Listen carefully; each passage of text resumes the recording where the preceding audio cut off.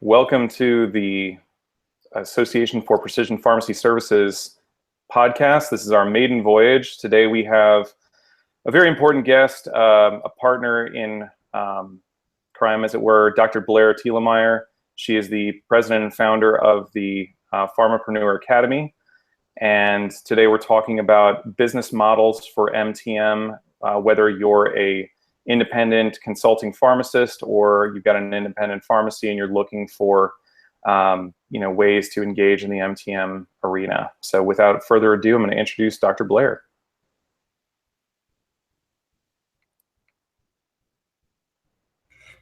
All right, let me get started. Hello, and thank you for having me.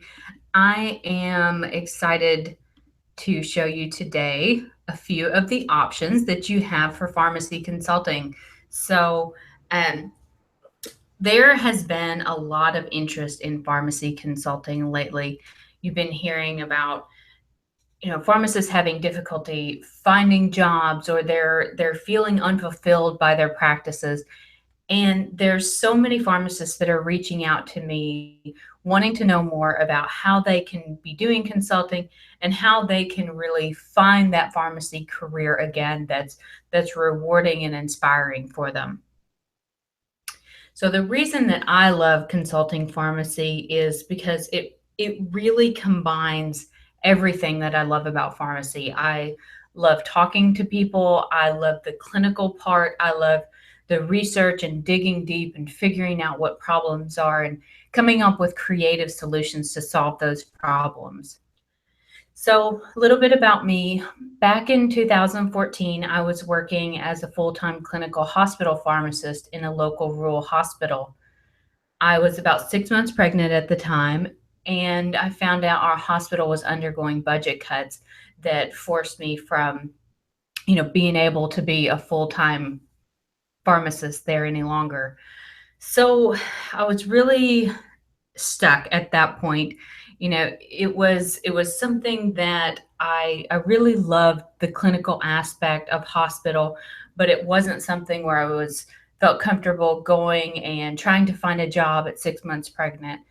So I was really evaluating my options, and my husband and I were not in a situation to where I could spend the next 4 months off, waiting to trying to figure out a job and that sort of thing. So what I actually did was I got several jobs doing some local consulting. So looking at the pharmacy market, there were full-time positions available, but they didn't offer the flexibility that I was wanting. So we had put ourselves in a position where I had already taken this huge pay cut from the job loss. And as I said, I knew it wasn't something that I wanted to do, to go back to the lifestyle inflation, putting back on those golden handcuffs to where I was really limited to a single income stream and a single source of revenue. So this was basically the way I felt about job hunting, and I know that a lot of pharmacists are feeling about job hunting. There are so many threats to the job market in pharmacy right now.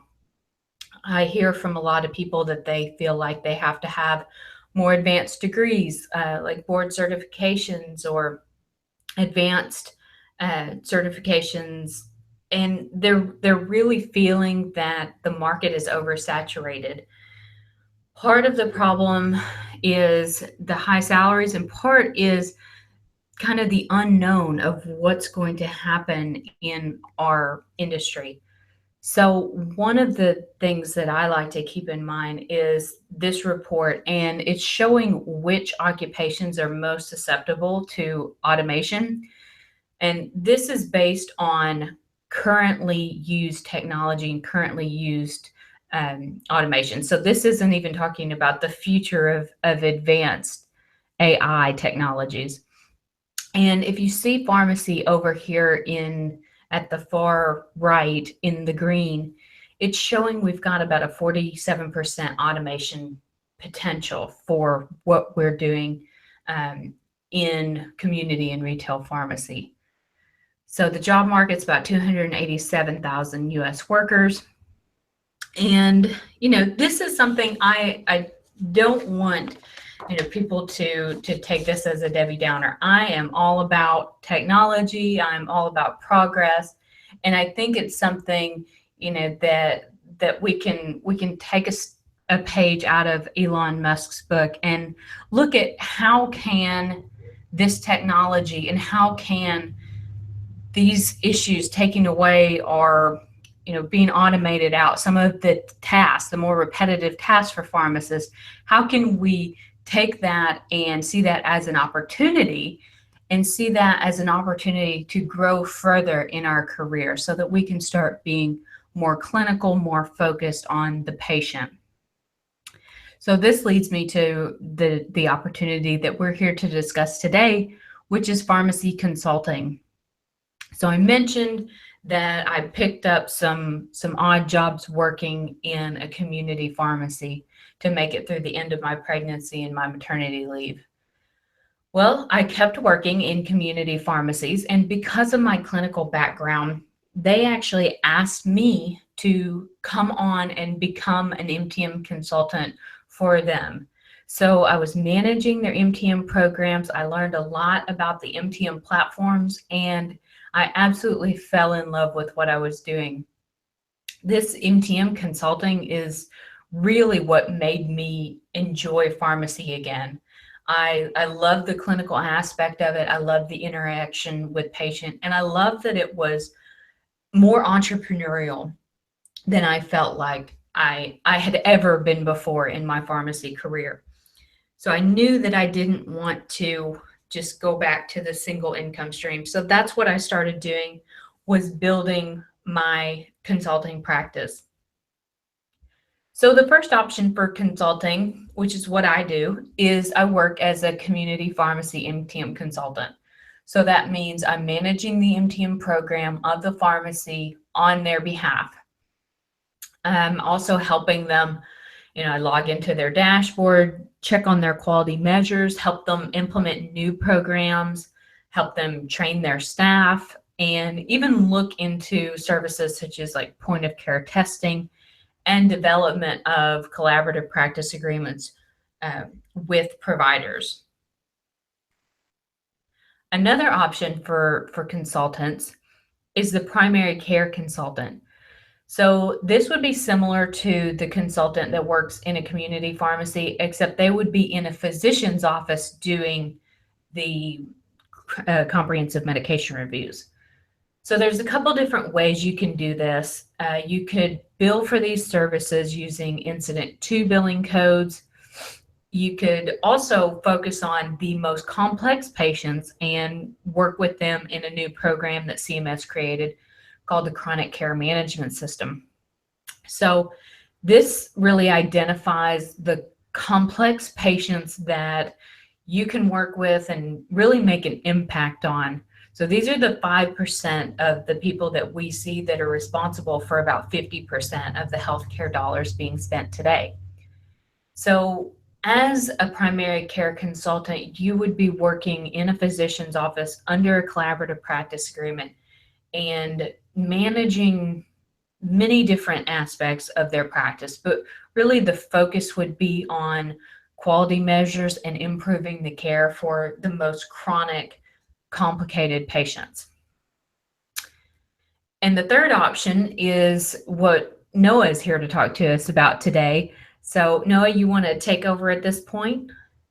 Yeah, I think a great segue into what you just mentioned is that the Incident to codes in many cases can actually be billed as a standalone, assuming that you attain essentially contracts as an independent provider. And there are a variety of cases in which that is possible. So the same benefits that you're providing to these primary care providers by tackling that 5% patient group that costs 50% of the total annual spend of that carrier, you can do as an independent provider.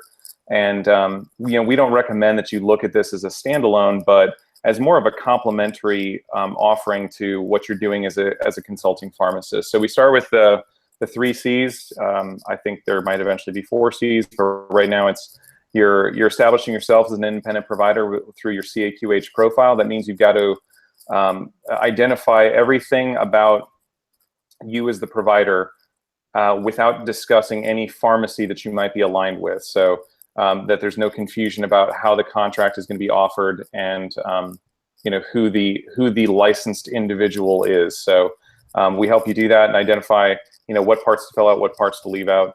Then you're looking at how to contract with payers. That's also done through utilization of the CAQH platform. And it's a fairly time-consuming process, but again, the reward is if you can get contracts, then you are establishing your own independent clinical practice, essentially. And the last one would be learning medical coding, because one of the assumptions that most of us have is that a doctor knows how to bill for everything when it comes to their profession. And I'm here to tell you that that is absolutely not the case. A lot of times they need a lot of education when it comes to how does this incident to billing work, and how do they get paid, how do you get paid, and how do you make sure that they're billing it appropriately so that you're not getting underpaid, which happens quite frequently. So it's a fairly interesting process. It's, like I said, very time consuming. Our goal is to make sure that you as the independent pharmacist or the consulting pharmacist are able to exercise your licensure and your profession to its full extent. That's kind of the goal of the Association for Precision Pharmacy Services. So in brief, CAQH is utilized by right here 1.3 million physicians. It's the preferred method for contracting for any carrier. So in most cases, you'll find that once you fill out an application, you can pretty much leave everything else blank and only fill in your CAQH number and any your taxonomy. Everything else is CAQH. Moving on to the contracting process itself, you'll see we have an example of this from one of the carriers we're currently working with, which I believe is the next slide. Second here. So this is MagnaCare. They're a group out of New York, and I've actually cut this so that you can just see this is their credentialing application checklist. When you scroll all the way down to the bottom, it's got this notification for CAQH providers. So it just streamlines it. It takes away a lot of the guesswork, and contracting can be a very time-consuming and exhausting process. We try to make educate you to understand how to do it yourself without having to incur like high additional cost. And then finally, you'll look at a sample reimbursement, I believe, is our next slide. These are the same codes that Blair just mentioned, which are incident 2 codes. In many cases, though, they're a standalone and don't require a physician order to fulfill them. And these are the MTM codes for existing patient and new patient.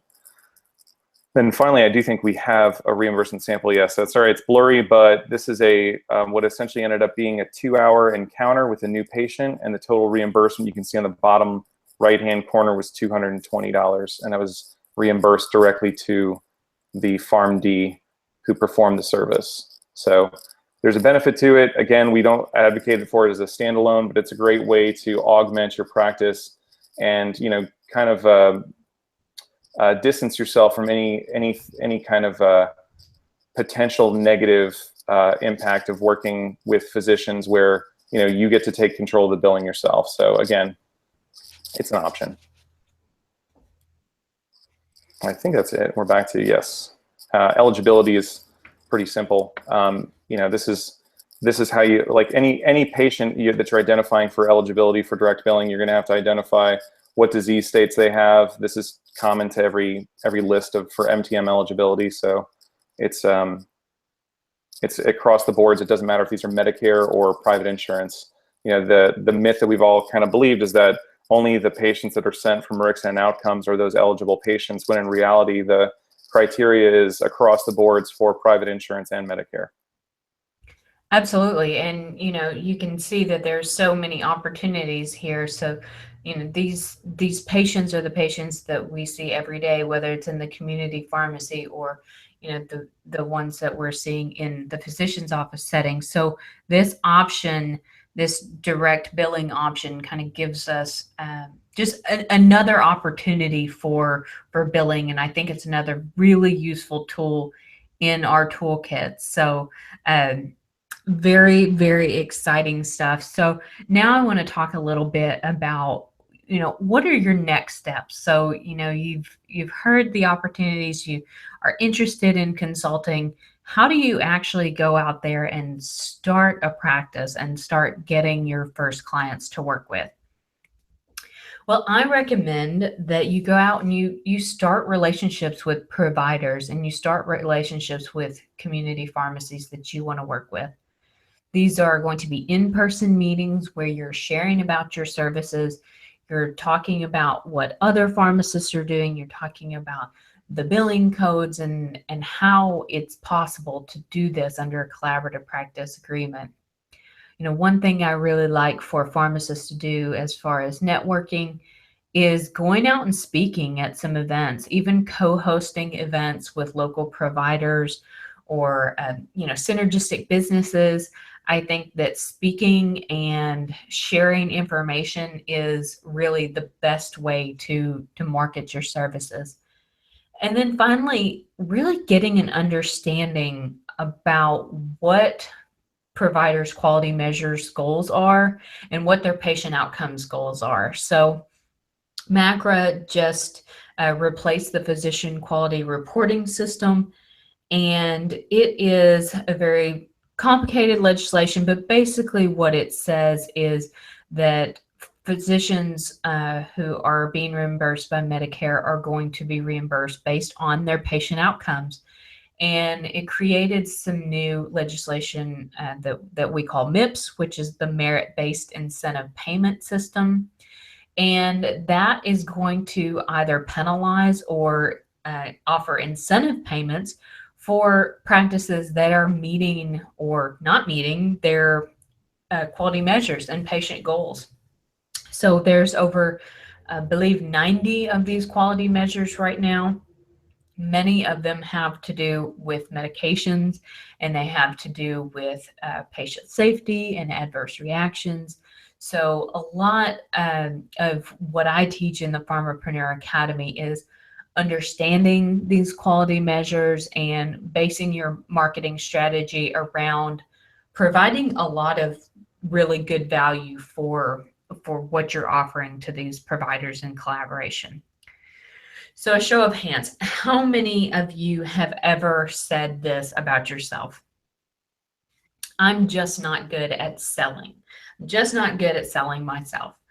Well, the way I coach other pharmacists to look at it is providing value. So I mentioned when you're going in, you're talking about how you're going to improve patient outcomes, how you're going to make the providers' lives easier. You are going to decrease their workload. You're going to be helping out patients.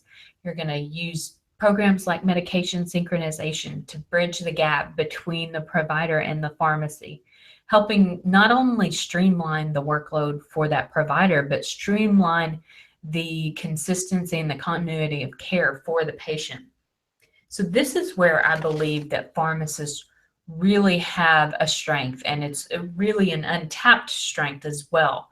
So I always encourage everyone, don't think of it as selling yourself, because what you're really doing is going to provide value for another person. That's what being in business is all about. And the more valuable your services, the more clients you'll have. So a little bit of homework. I want you to evaluate these options for consulting that we've talked about today. I think that each of them are definitely great options, and they are useful to have in your toolkit.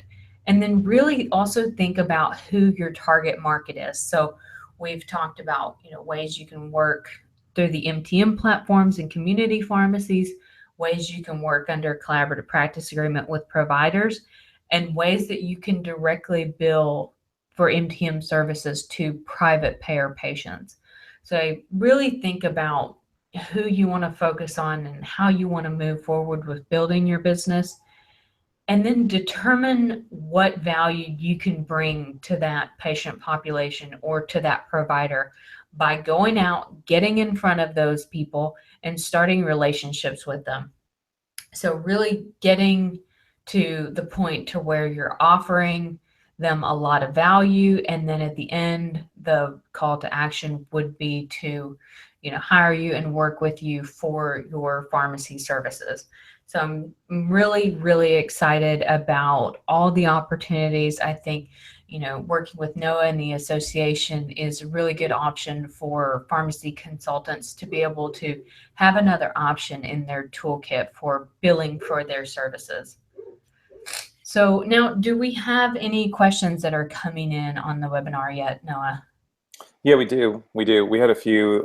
The first one that I think is directed to you, Blair, would be, what is the, how much education goes into talking to a physician? You mentioned the macro guidelines. I have some experience with those as well. And, what I've found is that most of these physicians don't really have a good idea of what they're staring down in the way of penalties or even incentive compensation that's been spelled out in MIPS. So, how does a pharmacist educate themselves about those types of issues? Yeah, that's absolutely true. I've heard from other pharmacists that they've even spoken to providers that don't really understand what the legislation is going to mean to them in their practice at all. And it's something that I've done a lot of research on. It's a very complicated subject, and anytime you're dealing with CMS, it's very confusing, and the language is somewhat vague. But these pharmacist billing codes, the Incident 2 billing codes, and the chronic care management and transitional care management billing codes have been approved for use by clinical consultant pharmacists who are working and have a financial relationship and a collaborative relationship with these providers. So Medicare has come out and said, yes, you can use these as opportunities to bill for pharmacist services. And then the other part of that is, as a pharmacist, you can offer so many more advanced opportunities than, say, an LPN or a nurse that's working under the physician. So some of the providers are utilizing nurses to do annual wellness visits, for example. An average annual wellness visit, when just provided by an LPN, would maybe reimburse around $150. What we're seeing is when clinical pharmacists are taking over, they're finding these preventative service modifiers. They're adding those to the services that they're already offering, and they are generating an average of $220 per visit. And that's something that is definitely measurable for the practice and does provide a good return on investment for hiring pharmacists to do some of these services. The other piece of that puzzle is, 2 years down the line or so, when the pharmacist has understood that A1C is less than 9 and pneumococcal and influenza vaccines are quality measure related, and so is tobacco cessation counseling and fall risk assessments and things like that. And they're focusing every single encounter with the patient, every call they make each month for chronic care management, and basically understanding these quality measures inside and out. They're going to see those quality measures improve, and they're going to see incentive payments start coming in. And you definitely don't want to be, the practice who is being reactive when they're getting hit with a penalty payment come 2018 for the lack of meeting quality measures in 2016. So understanding these measures is really important, because it's how the pharmacist is going to show a return on the investment for their services. And there's a ton of information out there. I mean, I'm partial to the Pharmapreneur Academy because I've put all that information together in a very succinct way, but there are tons of webinars and white papers and information out there that CMS puts out. Yeah, I think the important thing to understand is that this is not hard to tell a doctor, how do my services benefit you when they're staring down a 4% penalty for not complying with any of the macro guidelines. And that's really the situation most of them are in. They're going to not comply, and they're going to end up, scratching their head wondering why they've got to make this payment. And you're coming in as almost like a knight in shining armor, showing them that not only do they not have to do the work, they could potentially, see an upside for it. So yeah, a great story that a friend of mine shared with me. They are doing chronic care management out in North Carolina. And she started working with a physician who had it with Medicare. He had it with the reimbursements. He said he was no longer accepting new Medicare patients, and was basically at the end of his rope, looking at maybe even closing the practice. And so she came on with her team of consultant pharmacists, entered into a collaborative practice, started offering chronic care management services to his patients. I believe they started with kind of the most complex patients, the train wrecks, so to speak, and really started working with those people. After a little while, that physician decided that he would require all of his patients to be enrolled in the chronic care management. He was seeing such a big difference in his quality measures, in their care, in his workflow, and his happiness with the practice. And she actually said that there was a new opportunity for him to add about 800 new Medicare patients to his practice, and he ended up taking on about 200 more patients because he had clinical consultant pharmacists on staff. And so he went from accepting no new patients, hating Medicare reimbursement, to loving Medicare and loving this chronic care management, because it essentially saved his practice and he was able to take on even more Medicare patients. Yeah, I think that's going to be a very common story moving forward. And it actually dovetails into our next question, which we get here a lot at the association. When am I going to be able to get a Medicare provider number?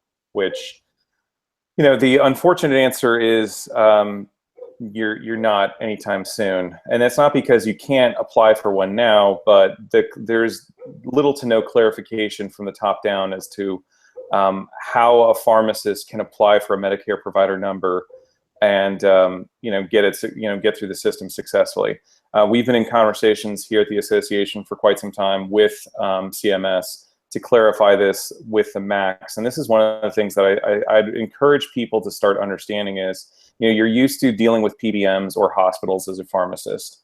If you're going to start dealing with the reimbursement environment, you're going to want to understand how it works. And in the case of Medicare is actually governed by and administered by outside contractors. So depending on the region you're in, you're either with Cahaba or First Coast or Palmetto GBA, and they are the ones that process your applications, and you're dealing with them when it comes to acceptance and denial. And what we do here at the association is actually encourage people to apply for Medicare provider numbers, because there's nothing that legally says you can't. And you're just going to have to be very patient and go through the denial and resubmission process quite a bit, because it's not that the law says you can't do it. It just basically says that they're not willing to clarify it at this time. So, and in the meantime, I do think, the extreme value that you show to a physician through a collaborative agreement almost, is the way that they're going to understand allowing you into the system moving forward. So the more pharmacists that participate in these quality measures and instituting compliance guidelines for chronic patients, that only continues to prove the point of why they are a valuable part of the healthcare continuum for these patients. So it's a worthwhile it's worthwhile to push it forward. At this point in time, though, I think most people have to understand that this is the way to build out a consulting practice right now, is through collaborative practice agreements and direct contracts where possible. So that's kind of my take on the situation. And Blair, if you have any, if you want to add 2 cents to that, I'd love to hear it. Yeah, I definitely agree. There are so many pharmacists out there that they're sharing their stories. They are really putting together innovative practices. And you don't have to reinvent the wheel with a lot of this stuff. There are people out there to help you. I'm there. Noah's there to guide you. The association is there to help you go through this process. If you need any help with creating collaborative practice agreements, I'd be happy to work with you to answer any questions about those. And then, just like Noah said, working the process, creating the CAQH profile. These are things that I think if you get started on this stuff now, you'll be at the front of the wave of really a new opportunity in pharmacy that's very, very exciting. So I definitely agree. Don't wait until everything is all figured out and it's being launched as a turnkey service through some you know big operations. So go ahead and really start moving forward with building these consulting businesses now, figuring it out while it's still small. There are definitely people to help you, and there's other people that are doing it. So if you're interested in this type of consulting work, I'd be happy to answer any questions. Yeah, and that's really all the questions we have right now. So, Okay. in full disclosure, we look at the Pharmapreneur Association as the business end of how to start, get your practice off the ground.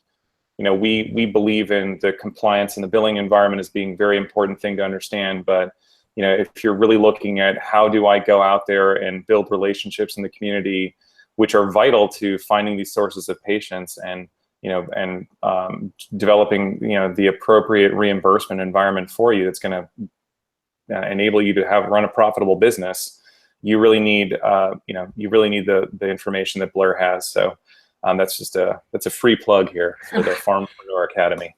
Yeah, and there is a book out right now, so I was going to show you about the book we have. It's available on Amazon. You can get it on Kindle for $9.99. So it starts with the very basics of the billing codes we've talked about today, the collaborative practice agreements, pitching your services to providers, figuring out whether you're going to use an LLC or you're going to work as an independent solo provider. So really gives you an idea for the basics of building your pharmacy consulting business. And then in the Pharmapreneur Academy, we take this about 10 steps further into the ins and outs of MACRA, understanding billing for chronic care management services and the 12 things you need to have in place to bill for those services and what that means, and point of care testing services, lots of different and innovative community pharmacy and clinical practice types of services. So that's available on Amazon. Definitely go pick up a copy. It's something that will at least give you a few more ideas and some motivation about the direction that you'd like to take your career. And if you're interested in joining the association as well and getting into direct billing, Noah's program is absolutely wonderful for helping you go through the steps of filling out your CAQH profile and figuring out how you're going to directly contract with those payers. So you can get a special discount code if you're watching this webinar by using our special member code, which is Pharm Academy 2017. All you do is whenever you go to the website, you can see here it's cancel anytime, $100 per month. But if you join using the code Pharm Academy 2017, you'll get 20% off of that monthly fee. So really something that I'm excited about. I'm excited to, offer this to you guys today. And if you have any questions at all after this webinar, feel free to to contact me, the easiest way to reach me is through my website, which is btpharmacyconsulting.com. There is a contact section there on the website, goes straight to my personal email, so you don't have to figure out how to spell my last name, and you can sign up for our email newsletter on the newsletter tab, and that will also get you directly to my email if you reply to any of those newsletter emails. So I'm really excited to be able to work with the association, and it's something that I truly believe in, and I believe is the future of pharmacy practice, is offering more clinical services, more consulting type services, and moving away from the more automated dispensing model of pharmacy. Yeah, I'm in complete agreement with you there. I think we do have some other web plugs in the subsequent slides here. But for those of you who are, watching this today and are interested in learning more about either the Pharmapreneur Academy or the Association for Precision Pharmacy Services, click on the links associated here in the presentation. And I think that's all we've got for you today. So I thank Dr. Thielemeir for joining us, and I'm sure we'll be talking to her in the near future again about ongoing topics in this field. And we appreciate the ability to serve all of you and really make a difference in an industry that is one of the most important points of contact for patients in the United States, which is the pharmacist. So thanks again, and we'll be talking to you again soon. Thank you for having me.